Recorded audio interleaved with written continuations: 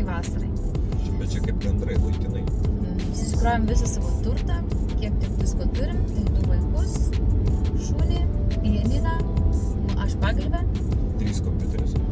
Aš manau, kad bus labai gerai, gal jeigu pasiliksim užteršto oro, tai galėsim pargrįžti į Vilnių. Nu, labai Šuniukas vos nepalindo poratas.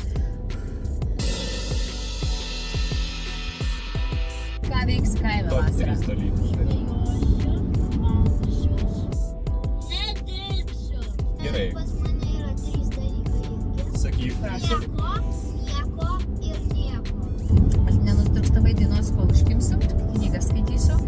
O trečias, kokias nors nesąmonės darysiu. Nueisiu ten prie miško, žemuogės paravėsiu, mačiau yra. Gal pagrybausiu. Man reikia įgyvendinti kokį tais svarbų statybinį projektą. Gal, sakykime, aplink šulinę erdvę kažkaip tais reikia įveiklinti, įdarbinti ir sutvarkyti patį šulinį. Galbūt namą kažkaip bandysim pakeisti jo išorę.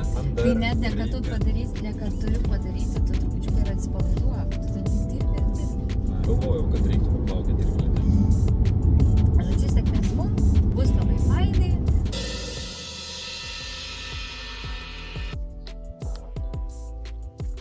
Jau beveik metus laiko mes turime tą sodybėlę savo ir per tą laiką pavyko šį bei tą nuveikti ir turbūt mes bandysim jums čia papasakoti, ką mums pavyko padaryti per beveik metus laiko. O pavyko tai štai ką maždaug, taip apibėkim greitai.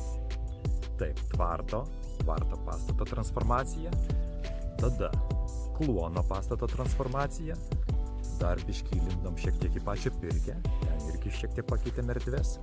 Ir kai kurias atnaujinom, o gal netgi galima būtų pavadinti atsendinom, yra gal toks žodis, nėra, nežinau, svarbu. Taip, tada dar mes palyginom šiek tiek sklypą patį, patvarkėm, nes buvo labai negražus reljefas, patvarkėm erdvės pačiam sklype, apsodinom aplinkui medeliais, irgi parodysim, kaip visą tai vyko. Aišku, atsivedėm vandentiekį miestelę, pasistatėm nuotekų valymo įrenginį, pasidinom elektros galę, panaikinom stulpus, žiauriai šlykščius iš sklypo.